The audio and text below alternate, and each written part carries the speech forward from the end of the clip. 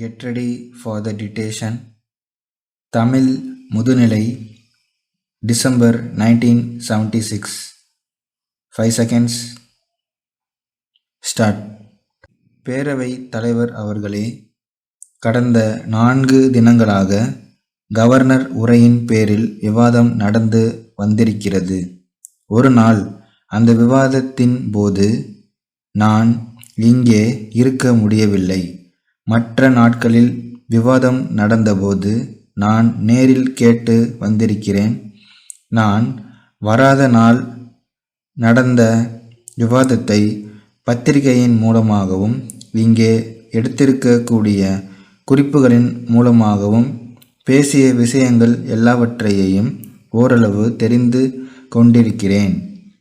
இங்கே நடந்த விவாதம் நாம் எல்லோரும் பெருமைப்படக்கூடிய முறையிலே, நல்ல முறையிலே நடந்து இருக்கின்றது என்கின்ற பாராட்டுதலை முதலில் தெரிவித்து கொள்ள விரும்புகிறேன். கவர்னர் உரையின் விவாதத்தின் போது இந்த உரையில் போதிய அளவு இந்த அரசாங்கத்தினுடைய கொள்கைகள் விளக்கப்படவில்லை என்ற குற்றச்சாட்டு பெரிதாக சொல்லப்படுகிறது. கவர்னர் அவர்களது உரையில் என்ன இருக்க வேண்டும், நிதியமைச்சர் அவர்களுடைய பட்ஜெட் உரையில் என்ன இருக்க வேண்டும் என்று வகுத்து கூறினார்கள்.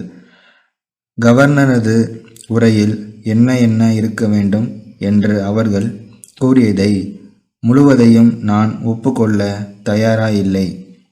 நம்முடைய கவர்னர் அவர்களது உரையில் எந்த விதமான குறையும் இல்லை.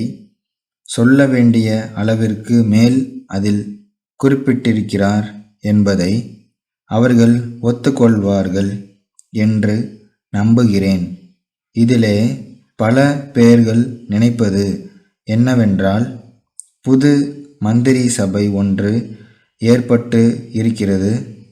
புது திட்டங்களை நாம் இப்போது உடனடியாக ஆரம்பிக்க போகிறோம் என்று கவர்னரது உரையில் கொடுத்திருக்க வேண்டுமென்று நினைக்கிறார்கள். அவர்களுக்கு நான் ஒன்று சொல்லிக்கொள்ள விரும்புகிறேன். ஒவ்வொரு வருடமும் என்னென்ன திட்டங்களை நிறைவேற்றியாக வேண்டும், இப்போது நிறைவேற்றப்படுகிற திட்டங்களில் என்னென்ன குறைகள் இருக்கின்றன, அக்குறைகளை நிவர்த்தி செய்து எப்படி அபிவிருத்தி செய்வது என்ற முறையில் திட்டங்களை வகுத்தோம். அந்த முறையில் அமைந்ததுதான் முதல் 5 ஆண்டு திட்டம். அது முடிந்த பிறகு மக்களை கலந்து ஆலோசித்து யார் யோசனைகளை சொல்ல தயாராக இருந்தார்களோ அவர்களுடைய யோசனைகளை கேட்டு நாட்டில் உள்ள சிறந்த பொருளாதார நிபுணர்களையும் திட்டத்துறை வல்லுநர்களையும் கலந்து ஆலோசித்து, வெளிநாடுகளில் இருந்து வந்த நிபுணர்களையும் கலந்து ஆலோசித்து, அடுத்த 5 ஆண்டுகளில் என்ன செய்து முடிக்க வேண்டும் என்று தீர்மானித்து ஒரு திட்டம் உருவாக்கி, அந்த திட்டத்தின் அடிப்படையில் தான் இந்த அரசாங்கம் நடக்க போகிறதே ஒழிய, தேர்தல் முடிந்து புதிய மந்திரி சபை வந்திருக்கிறது, ஆகவே புது திட்டம் வரப்போகிறது என்று நினைப்பார்களே.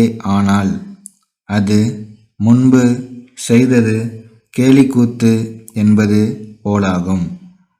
இன்றைய பிரச்சனை இதை எப்படி வெற்றிகரமாக நிறைவேற்றுவது என்பதுதான்.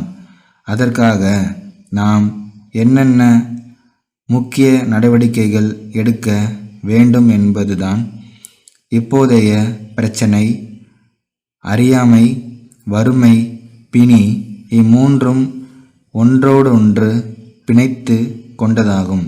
இவைகளை நீக்க இன்று அதற்கு வேண்டிய முயற்சிகளை நாம் செய்ய கடமைப்பட்டு இருக்கிறோம்.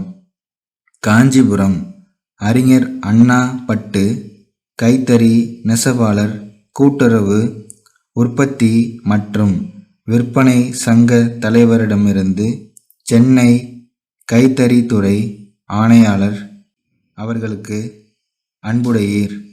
தமிழக அரசு நெசவாளர்களுக்கு அளித்து வரும் சலுகையான விசேட தள்ளுபடி மானியத்தினால் தேங்கி கிடந்த கைத்தறி துணிகளை ஓரளவு விற்பனை செய்ததன் மூலம் அவர் தம் துயரை துடைக்க இயன்றதை யாரும் மறக்க முடியாது.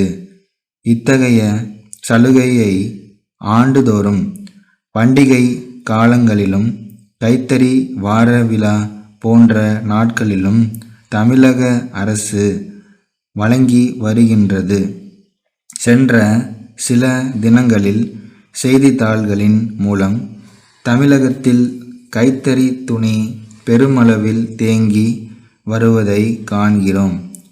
மேலும் இவற்றை உடனடியாக விற்க தமிழக அரசு கைத்தறி துணிகளை கொள்முதல் செய்து விசேட தள்ளுபடியாக 25% அனுமதிக்க கோரி தமிழ்நாட்டில் பல்வேறு பகுதிகளிலிருந்து நெசவாளர் கூட்டுறவு சங்க தலைவர்கள் பலர் விரும்பி வேண்டியதை நாம் காண்கிறோம்.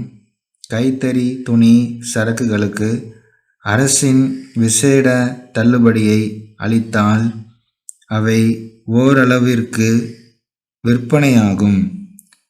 இதை அரசு பரிசீலனை செய்து நெசவாளர்களின் துயர்களை துடைக்க ஆவன செய்ய கோருகிறோம். தங்கள் உண்மையுள்ள